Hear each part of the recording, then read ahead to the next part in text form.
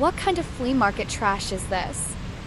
My father's voice didn't just carry, it curdled the air. Then came the crack.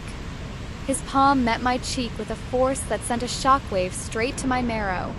He did it in front of 30 guests, all of them frozen with champagne flutes halfway to their lips. It was his 55th birthday, hosted in a house I had scrubbed on my hands and knees since the sun crawled over the horizon. I didn't stay to hear the apologies that would never come. I bolted out the front door with nothing but a beat-up backpack and a bruise that was already starting to throb. I didn't know it then, but that slap was the final act of a man named Silas Vance. By midnight, I'd be sitting in the back of a blacked-out SUV across from a total stranger who was about to drop a truth bomb that would incinerate 21 years of lies. Before I get into the grit of it, do me a favor. Hit that like button and subscribe if this story hits home for you. Drop a comment and let me know where you're tuning in from and what time it is in your neck of the woods. My name is Maya. But for 2 decades, I was forced to answer to Riley. I'm 21 years old now, and to understand how I got here, I have to take you back to that Saturday morning, the day Silas Vance turned 55 and the last day I ever drew breath under his roof. The alarm buzzed at 5 a.m., same as every Saturday. But this wasn't a normal weekend. On the granite kitchen island sat a 2-page handwritten commandment list left by Brenda, Silas's wife. Power wash the patio, set up the 32 folding chairs, parallel lines, no exceptions. Steam the linens. Hand dry the crystal. The dishwasher leaves streaks. The house was a sprawling 4-bedroom colonial tucked into a quiet cul-de-sac in Henrico County, Virginia. It had a lawn so green it looked fake, which Silas paid a professional crew to mow, though he made sure the neighbors thought I was the one behind the mower. Inside, the dining table was solid oak, built to seat 12, and it was my job to polish it until I could see my own tired reflection in the grain. On the counter sat crates of expensive Napa Valley Reds and a 3-tier cake from a boutique bakery that charged more for sugar and flour than I brought home in a month of shifts. My room wasn't upstairs with the family. It wasn't even in the finished part of the basement. It was a utility closet tucked next to the thrumming water heater. No window. Just a twin mattress Silas had scavenged from a neighbor's curb when I was 9, and a wool blanket that smelled like a damp basement no matter how much detergent I used. Kayla's room, on the other hand, was a palace. She was 23, still living rent-free, with a queen-sized bed and one of those fancy vanity mirrors with the big Hollywood bulbs. She had a credit card linked directly to Silas's account and didn't know how to boil water because, in her world, I was the help. I'd spent 3 months squirrel away every cent for Silas's gift. I bought him a genuine leather wallet from a high-end shop downtown. Cost $84, which might sound like pocket change to some, but when you're making $11 an hour scrubbing grease traps at a roadside diner called the Rusty Spoon, it's a fortune. I wrapped it in brown craft paper because I couldn't swing the extra $5 for a gift bag. I had no idea, standing there with flour on my apron at dawn, that the wallet would be the last thing I ever gave that man. Silas made his grand entrance at 10 a.m.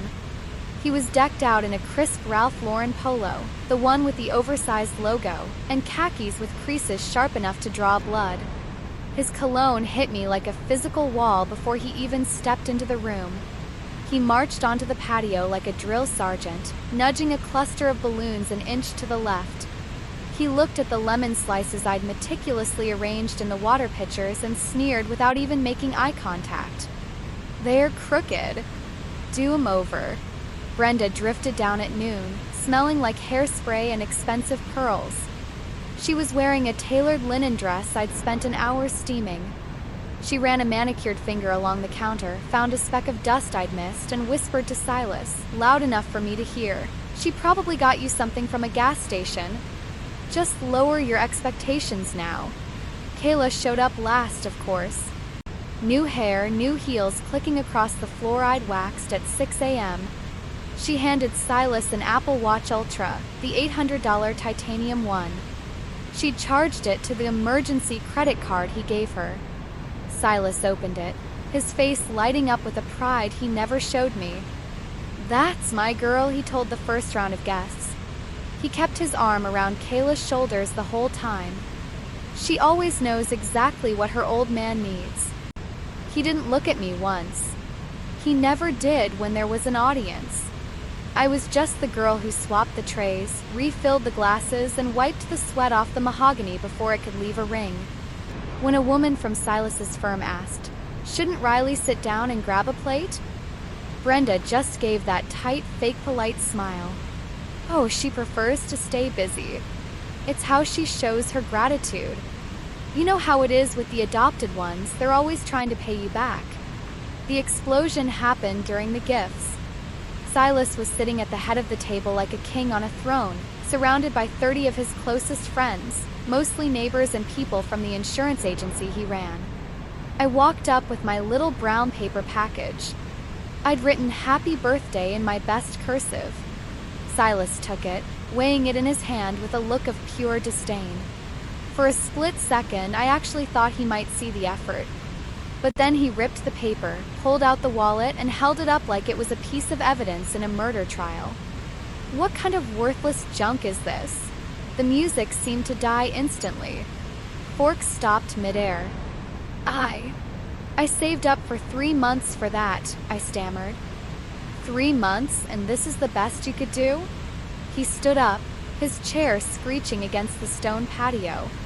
I buy better treats for the neighbor's dog. And then he hit me. An open palm slap that caught me right across the cheekbone. The sound was flat and sharp.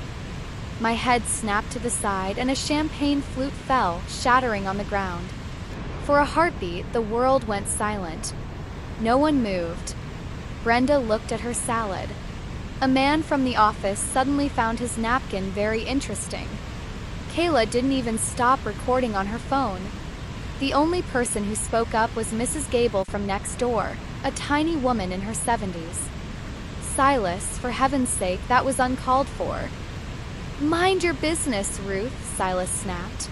I stood there with the taste of copper in my mouth and that $84 wallet lying in the dirt between us. A thought flashed through my mind, clear as a bell. That bruise is going to be the best evidence a lawyer could ask for.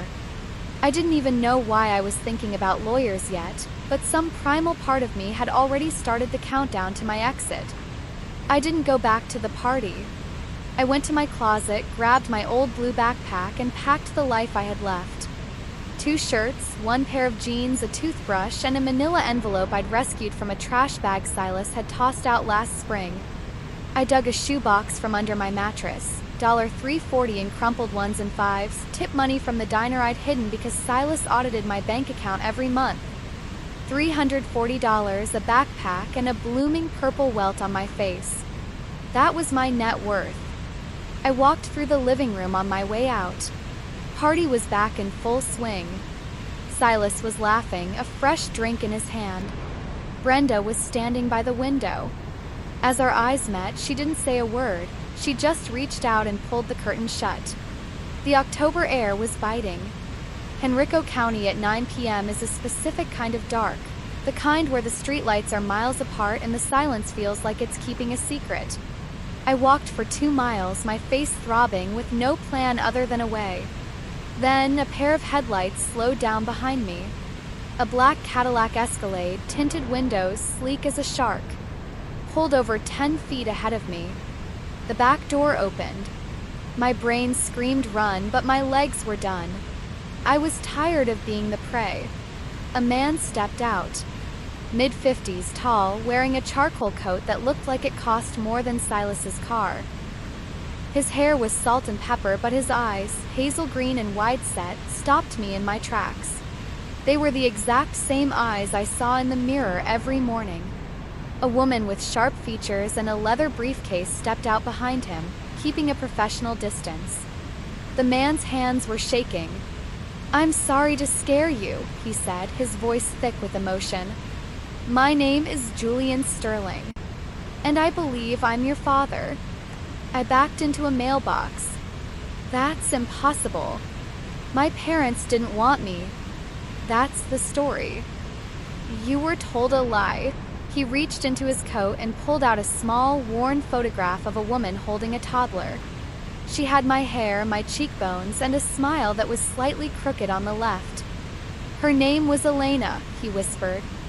She was your mother. She died in a crash when you were 2, and I have spent every waking second since then trying to find where they hid you. We sat in the back of the SUV, the heater blasting. Julian told me a story that made my skin crawl. Elena had died in a wreck on I-64. Julian had been in the passenger seat, crushed pelvis, collapsed lungs, months in a coma. While he was fighting for his life, a crooked social worker named Marcus Thorne had handled the case. Thorne told the court that Julian had signed away his rights. I was on a ventilator, Julian said, his jaw tight. I couldn't even hold a spoon, let alone a pen. But the court had a forged paper, and by the time I could walk again, you were gone. The adoption was sealed. You had a new name. You were a ghost. The attorney Margaret chimed in. We've been tracking this for months. We saw you leave the house tonight. We saw what happened on the patio. I touched my face. The reality of it started to sink in. Julian took us to a high-end hotel downtown. He got me my own room, with a window and white sheets that smelled like actual heaven. For the first time in my life, I wasn't sleeping next to a water heater. But the memories wouldn't stop rising. I remembered being 10 and cooking full dinners because Silas said I needed discipline. I remembered Kayla getting a brand new Camry for her 16th birthday while I was forced to walk an hour each way to the diner because Silas forgot to renew my bus pass. He never let me have my birth certificate. No ID. No social security card. Why keep me? I asked the empty room. If he hated me so much, why not just put me back in the system? The answer was in that manila envelope. I pulled it out and showed it to Margaret the next morning. It was a Title IV adoption assistance summary. Margaret's eyes narrowed as she read it. The state of Virginia has been paying Silas and Brenda $810 every month for your care and maintenance for 18 years. That's nearly $175,000, Maya. I wasn't a daughter. I wasn't even a person to them. I was a monthly direct deposit. The next few days were a blur of clinical lights and paperwork. I demanded a DNA test. I wasn't going to be a pawn in someone else's game ever again. Julian didn't hesitate. Whatever you need to feel safe, he said. While we waited for the results, Julian showed me my real life. Photos of the brick house in the city where I was born. My mother's old books. He didn't push. He just existed near me, offering pieces of a puzzle I didn't know I was missing. When the call came, Margaret's voice was steady. 99.9% probability, Maya. It's official. I felt something in my chest finally loosen. I wasn't an accident. I wasn't a burden that Silas had charitably taken in. I was a stolen child.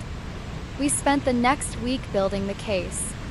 Margaret showed me the forged signature on the relinquishment papers. She showed me a bank record from 2005, a $5,000 gift from Silas Vance to Marcus Thorne, the social worker, just days before my adoption was finalized. $5,000. That was the price tag on my life. 2 days before we were set to head to family court, a letter arrived at the hotel. It was on Silas's business letterhead. Riley, I don't know what this stranger is telling you, but he's a con artist. We are your family. We've protected you for 18 years. Come home. I forgive you for running away. He forgave me. The audacity of it made me want to scream. He hit me, he stole my identity, he pocketed my state subsidy, and he was the one offering forgiveness? That night, I realized the truth. Silas wasn't afraid of losing a daughter. He was afraid of his paycheck drying up in the prison cell that was waiting for him once the fraud came to light. The next afternoon, a man named Derek Simmons arrived at the hotel. He was a senior investigator with social services, sent to conduct an official interview regarding the petition to vacate the adoption. He sat across from me, his expression unreadable, and asked me to describe my life with the Vances. I told him everything, the closet, the $810, the stolen documents, the isolation. He wrote everything down in a small notebook. When I finished pouring out the details of my life to Derek Simmons, he didn't offer a soft "I'm sorry" or a platitude about how hard it must have been. He didn't need to. He looked at me with the eyes of a man who dealt in the currency of facts, and right now my facts were a heavy debt. "What you're describing," he said, his pen hovering over the small notebook, "if it's corroborated by the state records, constitutes severe neglect. And the financial component? That's straight-up exploitation of adoption assistance funds." He paused, looking at me more gently. "This isn't just about your adoption being fraudulent, Miss Sterling. This is about a system that was supposed to protect you and failed. Miserably." As Derek left the hotel room, I felt a strange sense of alignment. I wasn't choosing Julian over Silas out of spite. I was choosing the truth over the long, suffocating lie I'd been living. I didn't witness what happened next, not directly.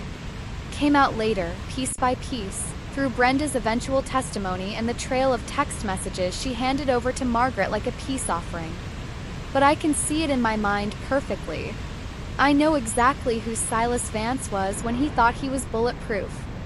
The night before the hearing, Silas sat at that mahogany dining table, the one I'd polished until my knuckles ached, and rehearsed his performance with his lawyer. He hadn't hired someone of Margaret's caliber. He'd gone with a general practitioner from a strip mall office who charged by the half hour and looked like he spent more time on traffic tickets than complex fraud. "I have the paperwork," Silas had told him, slamming a hand on the table. "Signed, sealed, and stamped. I've been a deacon at the church for 20 years. I'm a pillar of this community. Everyone knows who I am." Brenda, sitting across from him, actually found the courage to whisper a question. "What about the envelope, Silas? What if they ask about the subsidy money?" Silas didn't even look up. "Nobody audits those files. It's government red tape. We're fine." Kayla had wandered through the kitchen right then, her voice bored and thin, the voice of someone whose biggest tragedy was a cracked screen. "If Riley doesn't come back, can I turn her closet into a shoe vault? I really need the shelving." Silas didn't answer her either. He was already drafting his opening statement in his head, the one where he'd play the part of the generous, God-fearing martyr who took in a troubled child nobody else wanted. He had no clue he was about to walk into a buzzsaw. He didn't know the judge would be looking at 3 inches of forged signatures and bribery receipts. He didn't know the girl he'd raised to be a shadow had finally found the sun. Tuesday morning arrived with a sky the color of cold slate. Margaret had turned the hotel's small conference room into a literal war room. She'd reserved a table for 6 and covered it in 5 distinct stacks of documents, each flagged with bright neon tabs. I sat there, my coffee going cold, as she walked me through the execution plan. "Stack 1, she said, tapping the first pile. "DNA results. A-B accredited, chain of custody locked down. 99.99% probability. It's irrefutable." "Stack 2. Forensic handwriting analysis. The signature on your relinquishment form is a total fabrication. The report is 46 pages of science, but the conclusion is a single devastating sentence." "Stack 3. Financials. We got the records from the Virginia Department of Social Services. Silas and Brenda received $810 a month for 216 months. That's $174,960. Derek Simmons' assessment already confirms not a dime of that went to your welfare." Stack 4. Derek's full report. Child neglect findings. No medical records after you were 14. No ID. Living conditions that don't meet the state's bare minimum for a human being. Stack 5. She paused, her eyes softening. A sworn declaration from Ruth Gable, your neighbor. She's testifying to the unequal treatment and the fact that she saw Silas strike you on his birthday. Ruth, 70 years old and 5 feet tall, and she was the only one in that backyard with a backbone. "Do I have to speak?" I asked, my voice small. Margaret looked at me over her glasses. Only if you want to. The paperwork is loud enough to scream on its own. Julian, who hadn't said a word, finally spoke up. Whatever happens in that room today, Maya, you've already won. You're free. I looked at the 5 stacks, my life dismantled into tabbed folders. I haven't won yet, I whispered. But I'm about to. Before we left, Julian took me to a boutique downtown. He told me I should walk into that room looking exactly like who I was, someone who deserved to be heard. I picked out a navy blazer, a white silk blouse, and charcoal slacks. When I stood in front of the mirror, I didn't recognize the woman looking back. She had straight shoulders. She had clear eyes. She looked like someone who belonged at the head of the table, not serving at it. Your mother used to do that, Julian said softly from the doorway. She'd stand in front of the mirror for a long time, then she'd give herself this little smile. Like she'd finally settled a debate with herself. I didn't smile yet, but I felt the settling. The Richmond family court was an old federal building with hallways that echoed every footstep, as if the architecture itself was judging you. I arrived at 8:30 a.m. with Julian on my left and Margaret on my right. Derek Simmons followed behind, carrying a banker's box of records like a casket for Silas's reputation. Silas arrived 10 minutes later. He was wearing a gray suit and a burgundy tie, Brenda clinging to his arm, Kayla trailing behind looking annoyed to be awake. He carried his chin at that arrogant angle I knew so well. He thought this was a formality. Then he saw us. His eyes scanned the navy blazer, my posture, and the fact that I wasn't looking at the floor. Then his gaze shifted to Julian. Then to the banker's box. I watched his face recalibrate in real time. It was the rapid mental math of a man who realized he'd missed a variable that was about to ruin him. The clerk called the case, in the matter of the adoption of the minor formerly known as Maya Sterling, now styled Riley Vance. We walked in, 2 sides, 1 door, 2 different universes. Margaret stood up. She didn't use notes. She was a scalpel, upright, precise, and sharp. Your Honor, she addressed Judge Patricia Dwyer, we are here to prove that the adoption of Maya Sterling was obtained through systemic fraud, forgery, and the bribery of a state official. She laid out the DNA first. 99.99%. The judge adjusted her glasses, looked at the report, and nodded. Then came the handwriting analysis. Silas's lawyer tried to object, calling it hired opinion, but Margaret didn't even turn around.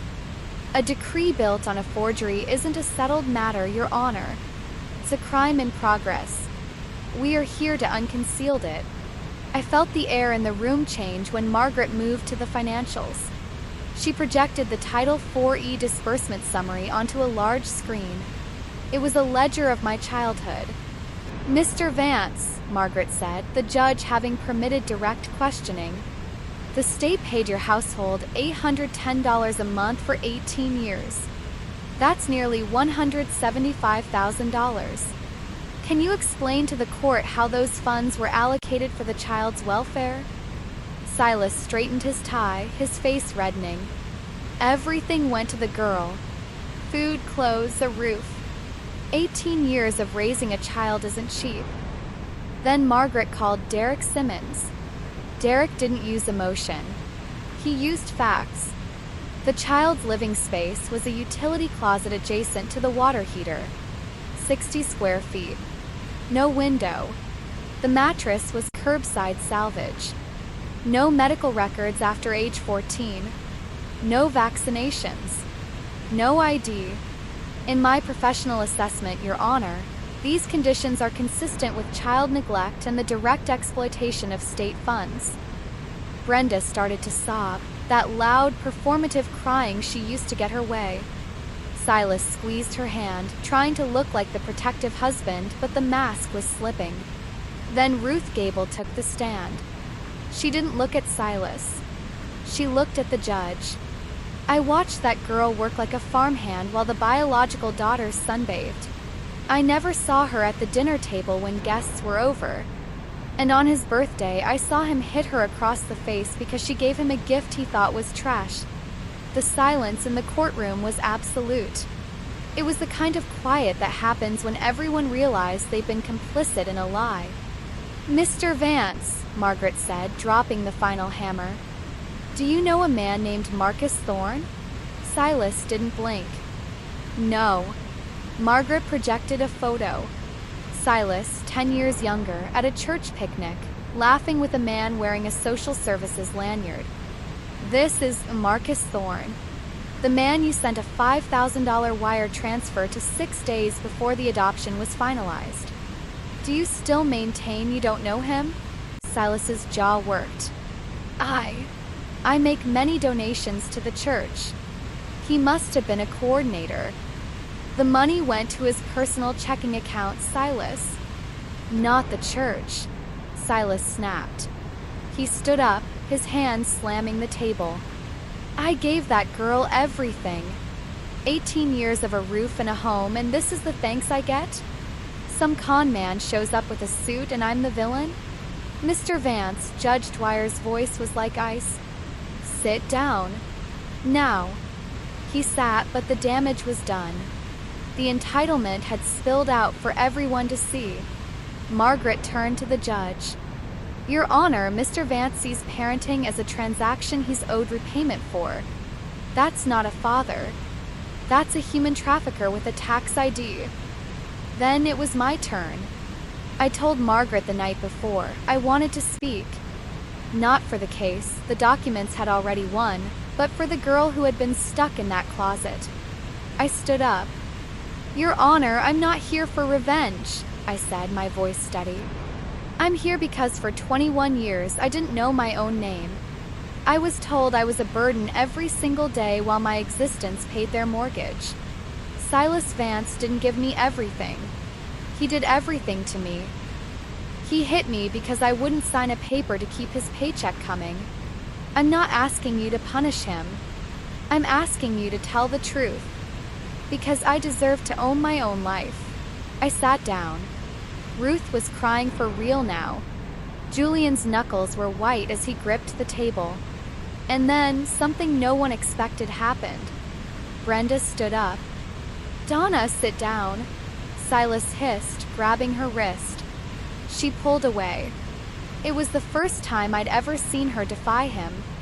I wrote the check, she wailed, her mascara running in black rivers. The $5,000. Silas told me it was to grease the wheels of the bureaucracy. I knew. I knew it was wrong, and I stayed quiet because I was afraid of him. I watched him hit her and I did nothing. Courtroom felt like it was spinning.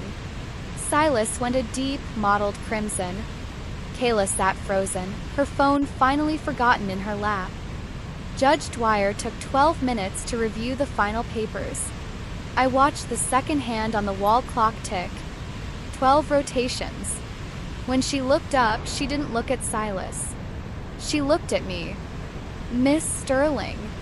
And I will use that name as the evidence compels it. The relinquishment of parental rights from 2005 is a forgery. The adoption is therefore built on a foundation of fraud. She turned to Silas. It is the ruling of this court that the adoption of Maya Sterling, styled as Riley Vance, is declared void ab initio. It is annulled in its entirety. The gavel hit the desk. Crack. Furthermore, the judge continued, the court orders Silas and Brenda Vance to make full restitution of $174,960 to the Commonwealth of Virginia. And I am referring this matter to the district attorney for criminal investigation into forgery, fraud, and child neglect. Crack. The sound of that gavel was the loudest thing I'd ever heard. It was louder than the slap. Louder than the 21 years of silence.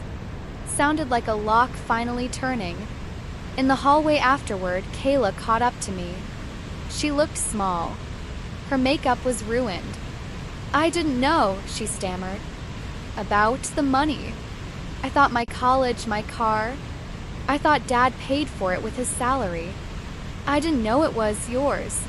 I looked at her. The girl who had everything while I had nothing. I didn't feel rage. I felt pity. I hope you figure out who you are without his stolen money, Kayla. I really do. But that's your mountain to climb, not mine. I walked away. The bottom of the courthouse steps, Silas was standing by his car. He looked diminished. His tie was loose, his jacket unbuttoned. He looked at me with that same old look, like I was a piece of property he couldn't believe he'd lost. After everything I did for you, he sneered. This is how you repay me? I stood there in the October sun, feeling the warmth on my face. My name is Maya, I said. And you didn't do a thing for me. You did it all for yourself. And now? You're broke, you're exposed, and you're alone. That's the only repayment you're getting. I got into Julian's SUV. The last thing I saw was Silas Vance standing on the sidewalk, watching his investment drive away into a life he could no longer touch. 6 months later, I'm sitting in my own apartment in Richmond now. It's a studio with massive windows that let in the morning light. That was the only requirement I had when I went hunting. I needed to see the sky when I woke up. I'm studying for my GED and I've enrolled in a culinary program. It's funny, I know. Silas made me cook as a chore and now I'm choosing it as a career. But that's the secret. The ingredients are the same, but the meaning is entirely different when you're the one holding the knife. Julian and I have dinner every Sunday. He's a terrible cook. His salmon is always dry, but he sets the table for two. He asks me about my day and he actually listens to the answer. We aren't perfect. You can't fix 21 years over a few meals. But he's there. Every single week. The Vances? They're waiting for their trial date. The house is under a second mortgage to pay back the state. Silas was forced to resign from everything. Brenda is cooperating with the feds to stay out of prison. Kayla is working a retail job in another town, the first real job she's ever had. I go to therapy every Thursday. I'm learning that I don't have to be grateful for being treated like a human being. That's just the baseline. This story isn't about revenge. Revenge is a fire you light hoping to burn someone else. Accountability is just turning on the lights so everyone can see what was already there. If you're out there and you're being tolerated instead of loved, if you're told that silence is the price of a roof, hear me, you are not the problem. You were just small enough for them to pile their baggage onto. You deserve to know your own name. Last Sunday, Julian and I sat on the porch of the house with the red door. Neither of us said a word for an hour. It was the most comfortable silence I've ever known. He looked over at me and said, "I'm glad you're home, Maya." And for the first time, I didn't have to think about the answer. Me too, Dad. Thank you for sticking with me until the end. This story hit you in the gut. If you know what it's like to find your voice after being silenced, tell me about it in the comments. I read every single one. Until next time, take care of yourselves.